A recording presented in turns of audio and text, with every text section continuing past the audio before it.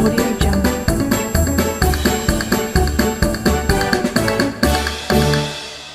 Bom dia! Um beijinho, ó. Uhul! Tia Cláudia, qual é a novidade de hoje? Hoje vamos fazer uma atividade, vamos fazer uma fogueira. Uhul! E o que a gente vai precisar para fazer uma fogueirinha? Tia Kátia, folha, Ah, isso mesmo. tinta, né, tia Kátia? Tinta. O que mais, tia Cláudia? Palito. Ah, Muito fácil. ó. Nós já, tia Cláudia, mostra aí que nós já fizemos, ó. Olha como é que vai ficar legal, vai ficar bonitinho, ó. Com a mãozinha Vai de carimbar a vocês. mãozinha aqui na folha. Ó, esse aqui é a mão da tia bonito. Cláudia, mão grande da tia Cláudia. Aí nós colamos ó, o que, tia Cláudia? Palito. E também tia Kátia pode desenhar.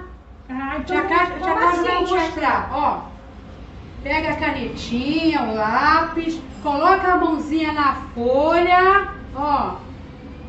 Com a ajuda do papai e da mamãe, vamos fazer o contorno da mãozinha, olha, tia Kátia. E vamos colar, ó, palito embaixo. E também, tia Cláudia, ó, pintar de amarelinho, a cor que nós, ó. E vermelho, né? É. Vai ficar bem bonita a fogueira.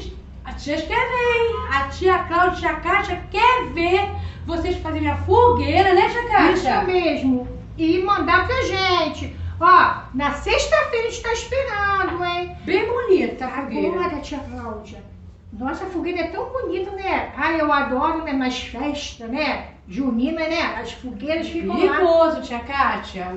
Muito O perigoso. balão também, já falamos do balão. Isso, e a fogueira também. Mas olha só, não é só a fogueira que é perigosa, não. Olha só, criança que gosta de brincar na cozinha, mexer. Fogão, né, tia Kátia? É, a mamãe tá fazendo não pode, comida, não pode. Também, ó, caixinha de fósforo, pode? Não pode, é perigoso. Queima, tia Kátia. Dói, vai pro hospital, não pode. Então a gente tem que ter muito cuidado. Cozinha, tia Cláudia, não é lugar de criança. Criança. Mas como essa fogueira aqui é só de Pra brincadeira, enfeitar, né, tia igual o Kátia? balão.